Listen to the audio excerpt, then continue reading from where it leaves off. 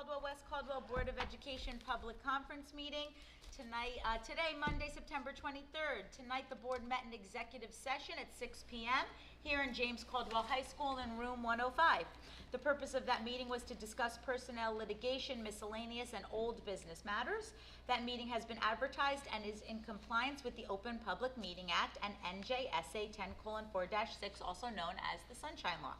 The matters discussed will be made public when confidentiality is no longer required, and formal action pursuant to said discussion shall take place only at a meeting to which the public has been invited.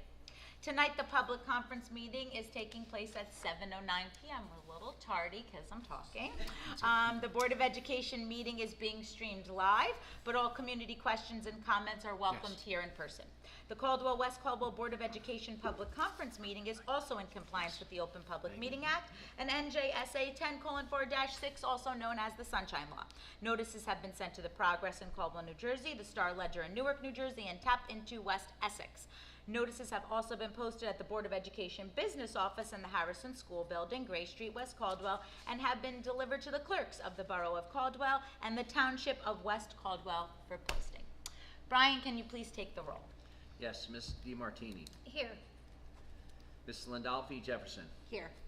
Ms. Mack. Here. Mr. Diambola. Here. Ms. Grosso. Here. To 5 members present, we have a quorum. Great. Can everyone stand for the Pledge of Allegiance? I pledge allegiance to the flag of the United States of America and to the republic for which it stands, one nation, under God, indivisible, with liberty and justice for all. Brian, are there any communications for the board? Yes, I received a letter from Michelle Quick, which I shared with the board. It pertains to her thanking the board for acting and listening on some of her concerns. That was so nice. Thank you, Michelle, if you're out there listening. That was very kind. Okay, we're going to pass it on for the superintendent's report. I'd like to welcome Isabella, Megan, and Cole. If you guys could come on up. We want to vote in our student representatives. We've decided this year to have 4 representatives, 3 tonight are going to get voted in. So that way they can share it, because I know it's a big commitment, so we wanted to make sure we have plenty of opportunities for different students that are part of the student council to participate as part of the board. So. Great.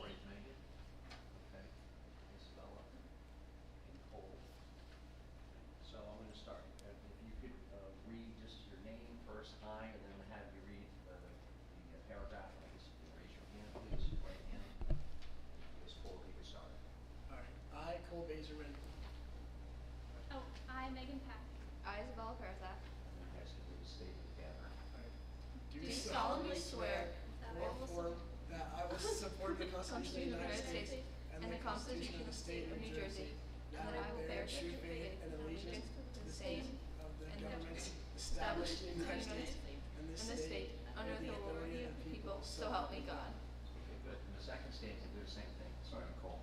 I, Cole Bejerman. I, Megan Pack. I, Isabella Bertha. Do solemnly swear that I accept the qualifications prescribed by law to be the student representative of the Caldwell-West Caldwell Board of Education, and that I will faithfully and justly perform all the duties according to the best of my abilities, so help me God. Okay, congratulations and welcome as.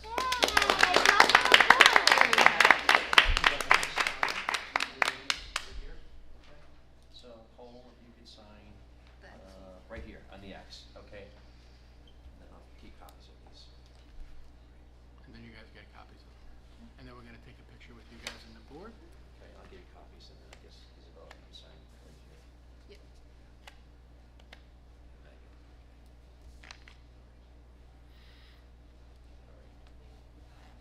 All right, thank you. And we're at pictures right now. I guess you're ready for the Yeah. superintendent up here. All right, you're gonna go around. Congratulations. They are. You guys.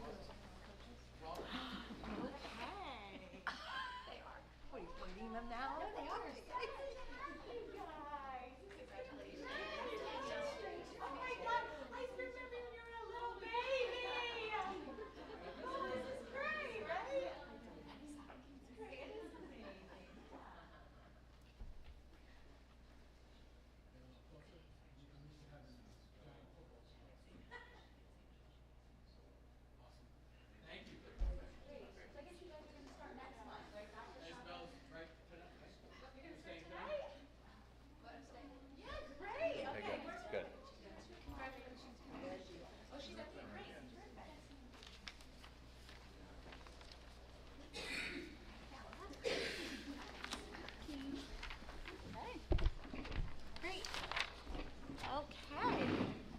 concludes my report.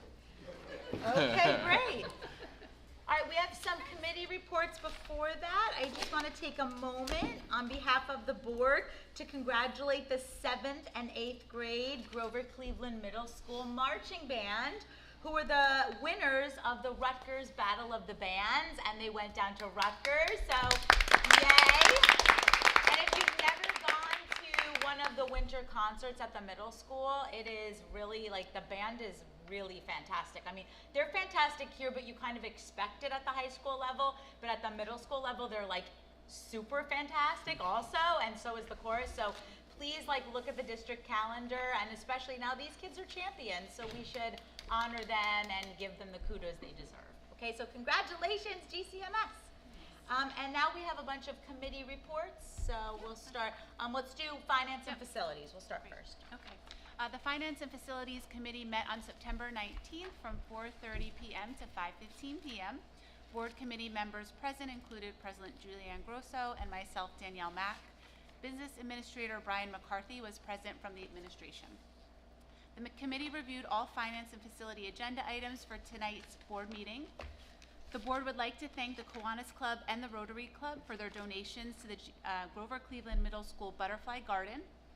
In addition, the board would like to thank the Caldwell Hoopsters and Shooters Club for their donation to subsidize the cost of new shooting equipment for our basketball teams.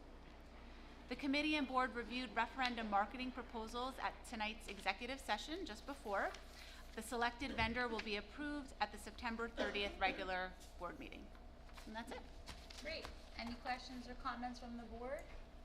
It was so nice. I just want to add in from the Hoopsters because it's like a pretty luxurious thing. It's a shooting machine that like Caitlin Clark uses, and so it's going to be available to both our boys and girls basketball teams. And they felt strongly they wanted to do it, and so the board is going to chip in half, and they'd like to chip in the other half for both programs. So I think that was really awesome. So thank you. That's hard work on parent volunteers from the Booster Club here at James Caldwell High School. So it's purely volunteer, and we're grateful to them. Okay, Tara, want to do curriculum? Yes.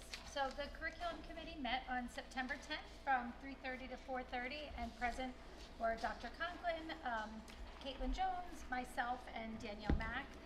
And we spent a decent part of the meeting talking about the summer successes that our students and staff have achieved. One was we've received feedback from families who attended a GCMS Bridges 6th grade family orientation that happened on August 27th, so before the start of school. It was a program really aimed at helping parents ease the anxiety of their children going from elementary to middle school, and really talking about what that was going to look like. So that was really exciting. We also then, the same week, the following night, had a multilingual learner family orientation. This was the second year in a row, I believe, that this happened, and it's very well attended. There's childcare on site for families so that they can come and have access to signing up their children for all sorts of programs that they may need, also getting into Genesis, looking at schedules, things like that. So many thanks to all the staff that make that happen, because it's a really important day, and it's a lot of volunteers and a lot of staff coming in to help out. So that was great. We did want to congratulate James Caldwell High School for increasing their ranking in Essex County and to be one of the top 10 schools. So we did not get this recognized last time, and it was very exciting, and a lot of hard work, obviously, that goes in from the staff, from the administration, and the students. So I wanted to take a moment and really thank everybody and congratulate everyone for that. You will see on the website, there should be a presentation and video up about the NJGPA graduation assessment that our juniors did very well on this last year. And in October, we will have presentations as well to go over many of those things. Our High Impact Tutoring Award was increased and extended. So this is something that all families at this point should have received in their emails about virtual tutoring that children can access. The buildings are on there. If you have any questions about it, definitely contact your building principal, and they should be able to let you know all of that.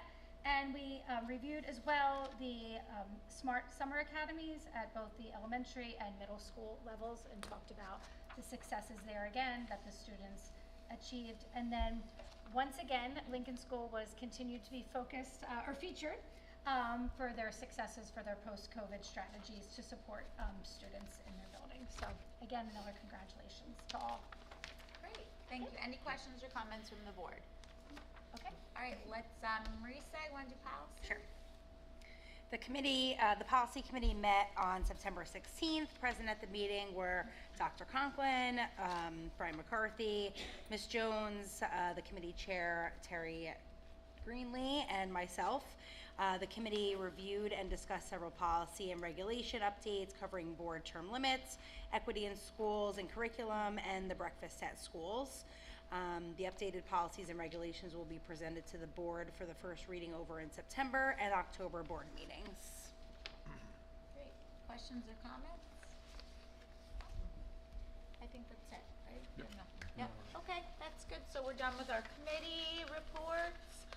Tonight is not a voting meeting, so we're going to just quickly preview the agenda. We'll open up public comments for questions, and then we'll be on our way. So if you look, I guess right now we'll do approval of minutes, and I'm just gonna, I think what I'm gonna do is I'm gonna open up public comment just at the end, because it's not a voting meeting, so we'll just let everybody come up on anything on or off the agenda towards the end of the meeting. We're a little small group, we don't need to go through everything tonight. So if you look through the agenda, you're gonna see stuff in curriculum, some of the stuff Terry spoke about. There's a lot of previews of textbooks. The community-based instruction program that does awesome work, approval of the locations they'll be going from the middle school and high school. Field trips are on here. Let's see what else. Personnel, there's some salary guide movements, which is great for our teachers. Some resignations, appointments of staff, some transfers. Going through finance, just the regular stuff. Some of the stuff that we talked about, the frontline time and attendance. Frontline is, we already have a contract with them, and this is going to be expanding to help ease the load on the business office and go from green sheets to more of a digital approach, just kind of bringing us into more modern age and make things a little bit easier for the staff and for the business office. Transportation, we have the Hoopsters, the donations that we spoke about with Kiwanis, Rotary, the Hoopsters.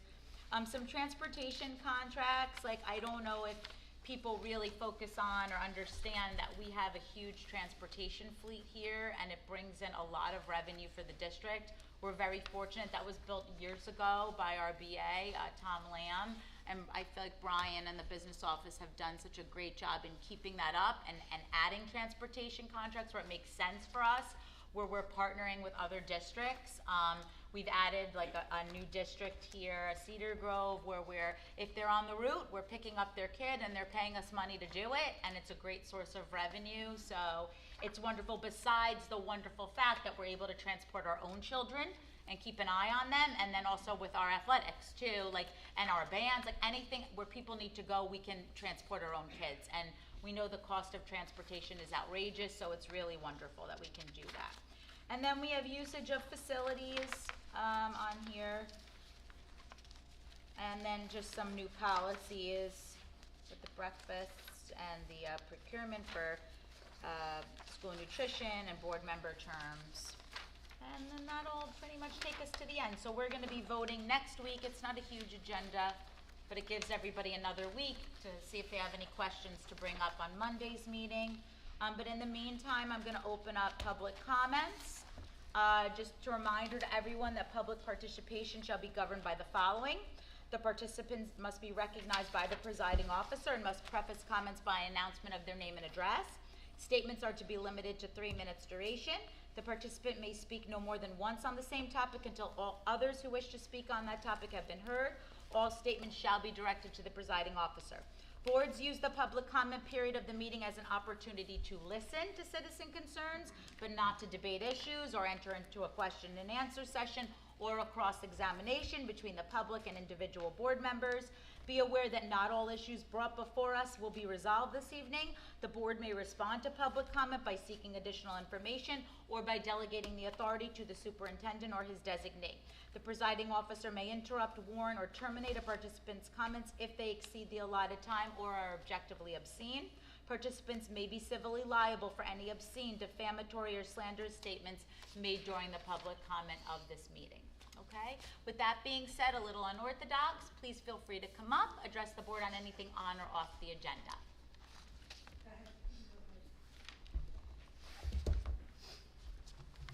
John Walker, 63 Holiday Drive, West Caldwell, New Jersey. We've got 3 kids, 1 in middle school and 2 in Jefferson. This is in regards to the frontline education, and as well as the notification that was sent out for emergency response to all the parents in the district. With frontline education, I believe we should have, as parents, access without certification issues to pen testing for SOC 2 compliance for that software if it does have our children's information on it. That's, I think, a lot of parents would feel much more comfortable. And regarding the emergency procedures for a lockdown situation, I'm a United States Marine Corps veteran. I deal with lots of people in the industry. Some of them are known to be the best in the nation. I shared with them the lockdown procedure. What we just did was send out to anybody that would want to harm a student in a situation like that a notice that they will be locked in a room or a building with the people they want to harm for 3 to 12 minutes upon you can go ahead and research it, upon average response time to a situation like that with students they want to harm. I would recommend possibly, and I would be happy to share with you, 5 or 6 highly qualified, nationally qualified people that can come and give assessments and training. And I also believe that as parents, we should have the right to know who made that training and what their qualifications were, what their experience in active shooter situations were, and if they've ever actually had experience with live fire situations. Thank you. Thank you.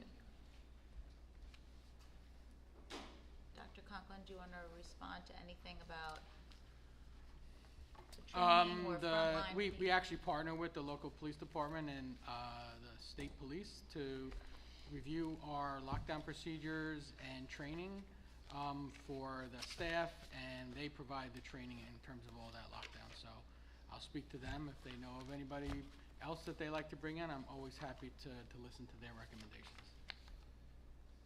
So would we get access to experience? Could you go up to the... So Dr. Conklin, so as parents, No. will we get access to the No. resume of the person that came No. up with this? It's a personnel matter. We don't share resumes of our staff or any other staff. So we have no idea as parents who came, if they even know what they're talking about Well, when they I came just up with told this you plan. I partner with the police department, so I would hope Just that... because they're a police department doesn't mean, okay.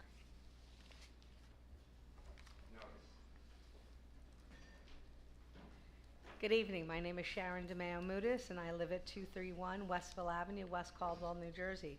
I understood that they were going to have the display for the athletic building tonight. Am I incorrect? Oh, it's gonna be, so Sharon, I'm so sorry. The architect's coming here so next week he'll be here. He'll be here next week with boards and be able to answer all questions. I hope that you're here. He's also gonna be back in October as Can I well. just bring up my couple of points because they're Absolutely, very absolutely. concerned to me? Yeah. So I have lived in that house for 46 years. And during that time, watching the buses and the people picking up their children, I'm really concerned somebody's going to get hit by a car. It's a bottleneck there, and it is very, very concerning to me and my family. So I would like to know what research has been done about the traffic patterns. I'm also concerned with building this new building. I don't think anybody realizes the sewer issues that are going on and the water issues that have been affecting my house and all those above me on Westville Avenue. I don't know if that has been taken into consideration. And with the water, the way it's been coming down lately with the rain, it's created a lot of problems for the houses all over there. So I don't know what's being done about that.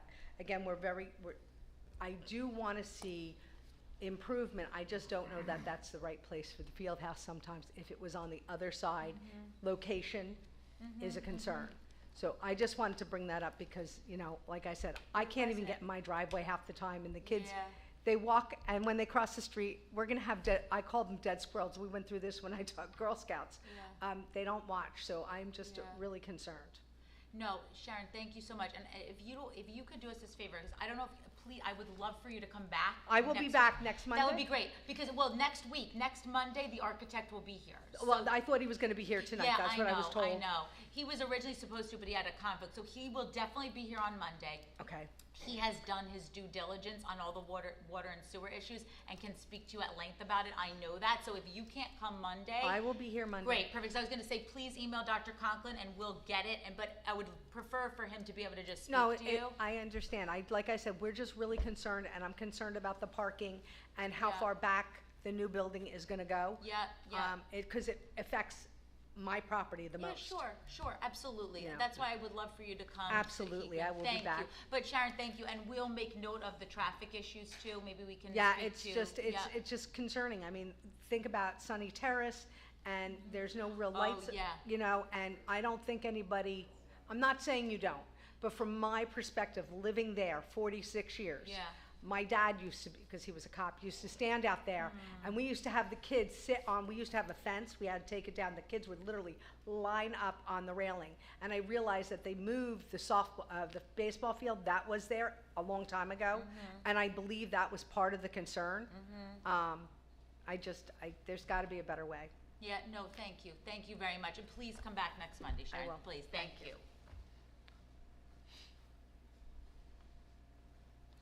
Good evening. Glenn Roselle, 110 Knoll Terrace, West Caldwell. About the new field house, I only found out about it recently. I'm glad next week there'll be the architect here.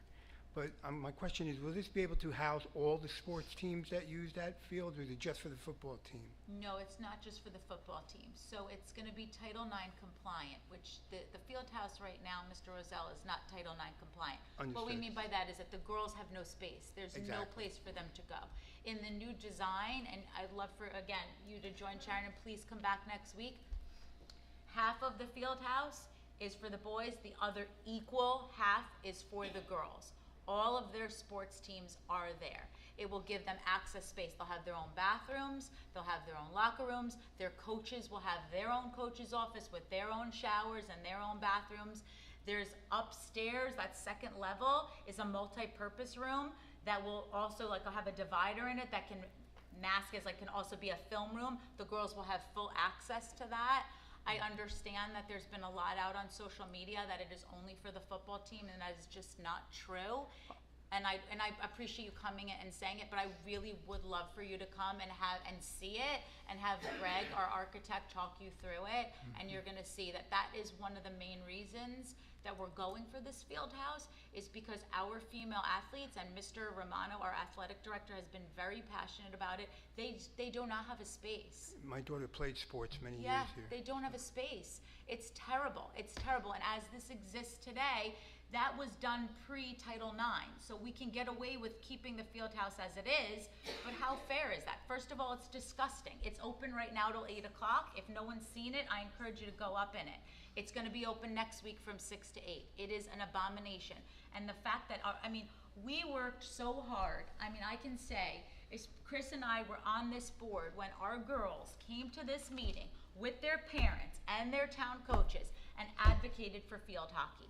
And Chris and I am proud to say it, and I will say it till the day I die, we're proud to instate field hockey, girls field hockey, into this high school. And let me tell you something, that field hockey program will rival with football any day a week and twice on Sunday, as my poppy would say, okay? And I'm proud of that, and these girls deserve a space.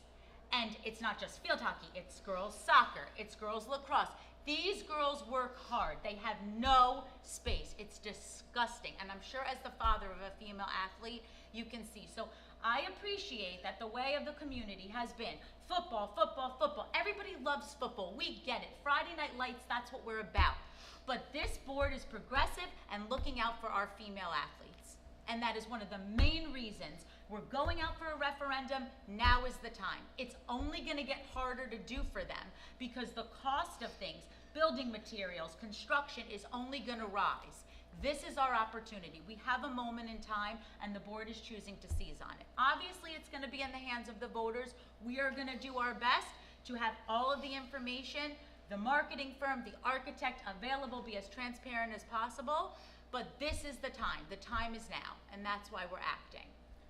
One other final point. Sure. $15 million seems to be a lot of money. Yeah. If you can keep the cost down, I know it's only $150 on your tax bill every year. It's even going to be a little bit less than that. We're waiting on all the final numbers to come back from the state of New Jersey, from the Department of Education. Right now, it's about 130 on Caldwell, 128 on West Caldwell. It could come down, or it's going to stay at that. We're going to be contributing money to make sure it doesn't go above that. The whole reason, a lot of the reason why there's cost is it's a total inclusive package. And again, I don't want to speak too much. I'm not Greg. He is much more eloquent and wonderful at it, but I'm going to tell you, it's hard and soft costs. It's abatement. There is going to be a when that building comes down, abatement has to be done, right, for safety. There's a lot of things. It's inclusive of everything. Water and sewer issues. He'll explain to you about the garden to catch all of the sewer and the water, like all of that stuff. So it's expensive to build things. I mean, I'm going to tell you, I just got a quote to paint the bottom of my house.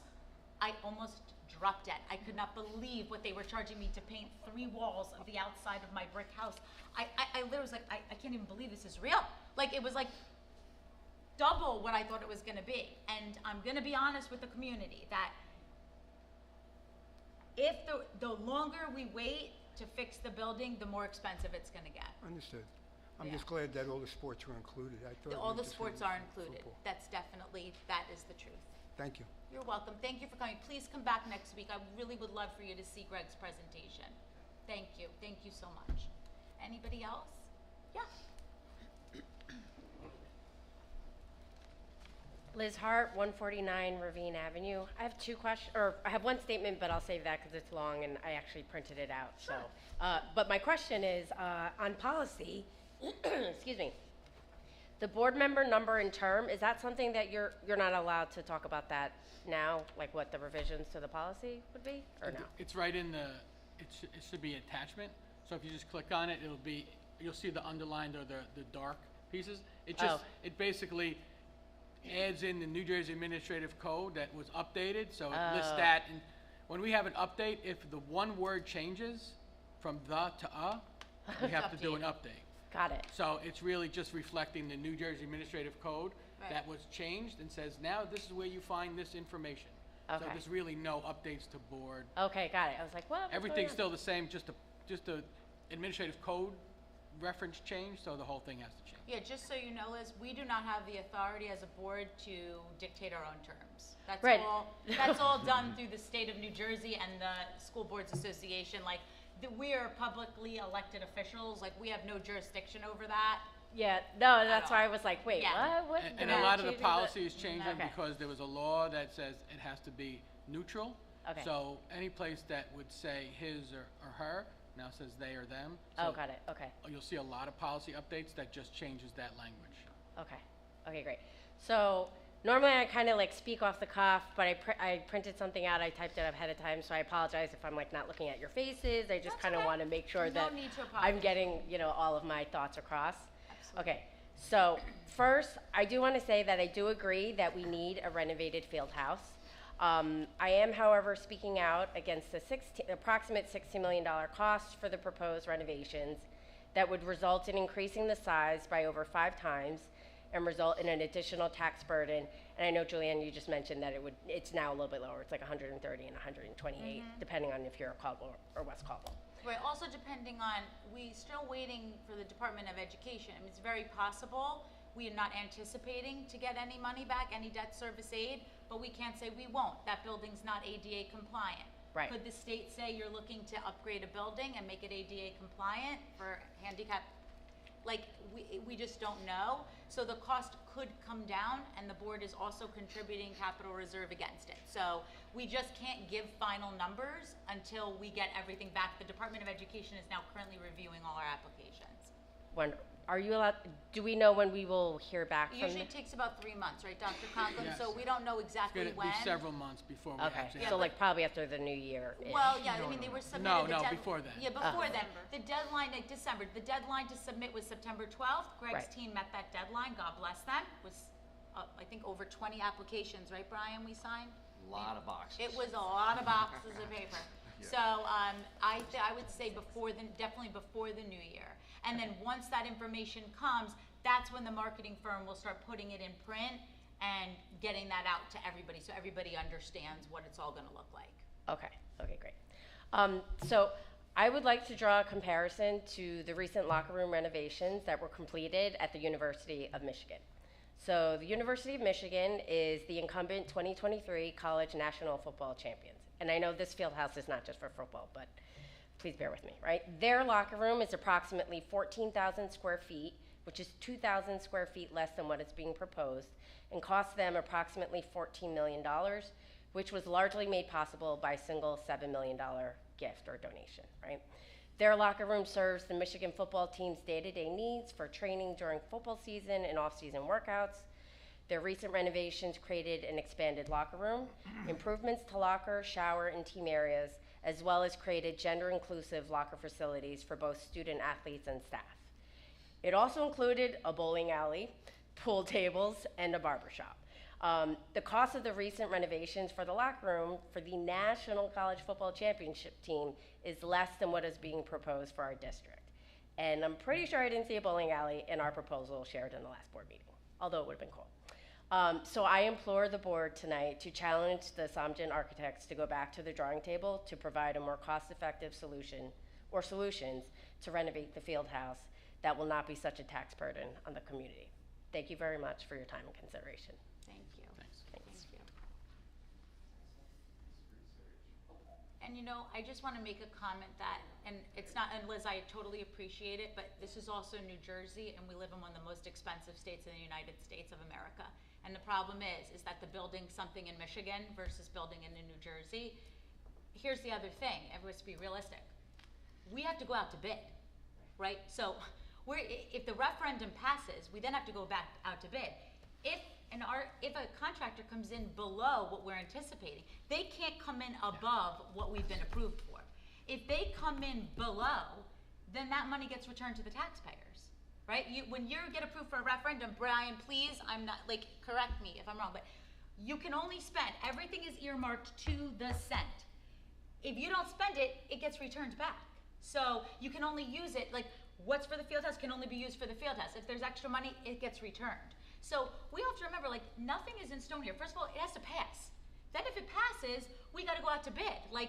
These numbers are just put out there to be this is the maximum amount that you're allowing us to spend on it, right? As voters, you'd say this is yes to this, but this is the cost, this is it, right? So there's a lot of things. Again, I thank you, Liz, thank you for your research, thank you for your passion, always. Your comments are always so helpful to us.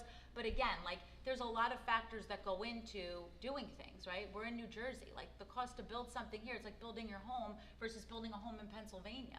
It's a lot different, right? I'm not discounting what you're saying, but, again, I would just say, I would challenge you and ask you to just then speak to Greg about that also, because he's on projects all the time. So next week, feel free, I'm sure there'll be a lot more people to bring up your statement again and allow him to answer much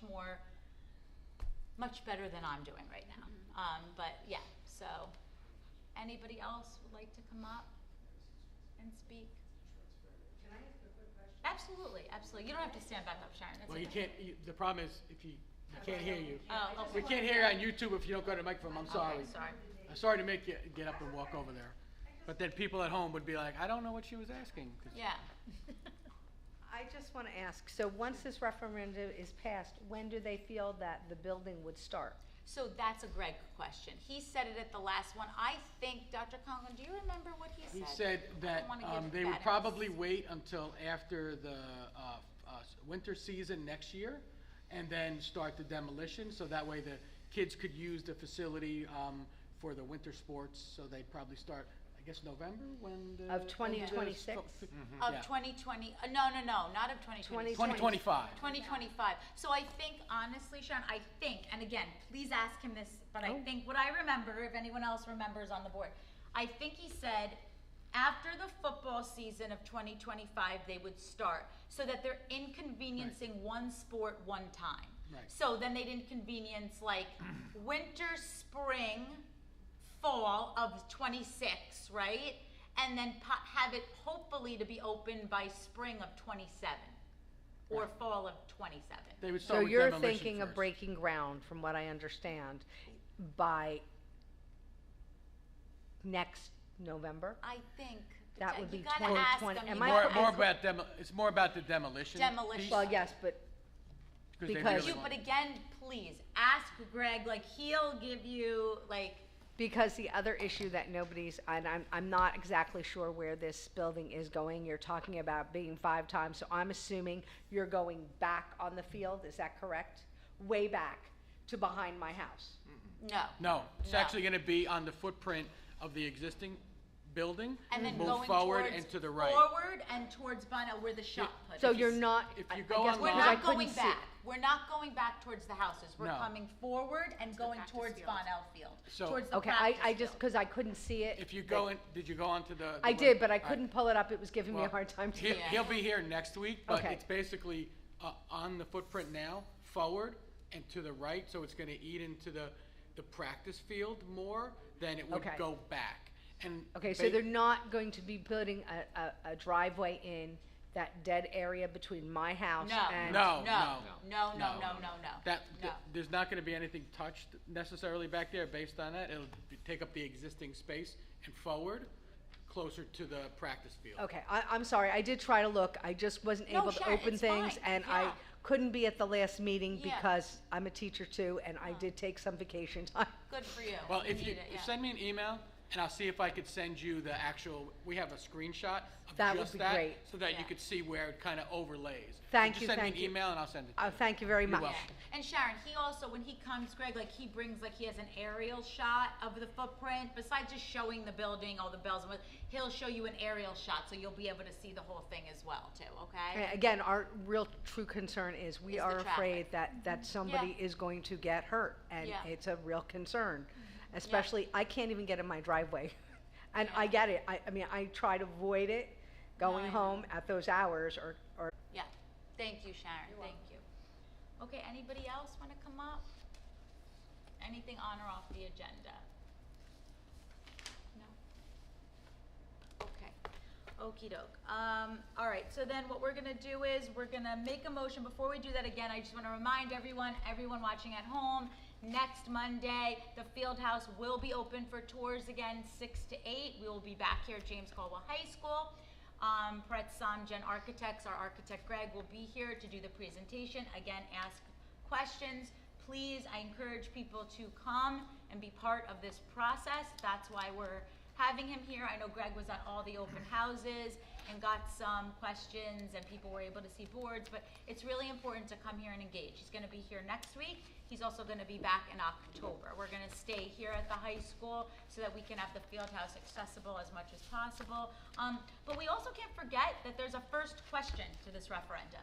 And that first question addresses a lot of the needs, the structural, the infrastructure needs of our district. And I will say it again, like, I'm very proud to be part of a board where we prioritize the safety of our staff and students before a field house. You know, as passionate as we are about the field house, that's why there's 2 questions, right? Because the infrastructure needs and the safety of our teachers and our students is so important to us.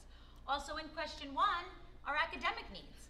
All the STEM labs in the 4 elementary schools and the renovation of the whole wing of the high school. So, like, it's like everyone, a lot of the attention is being to the field house. And I get it, because that's the sexiest part of the thing that's the most attention, the biggest sound bites are the field house. But there's a lot of great things going on in question 1. That's at no tax impact. And that's why we're saying, like, we're gonna do all these awesome things for the kids academically, you know, safety-wise, structural, for the staff, for the students. great, amazing things that teachers were a part of, administrators were a part of.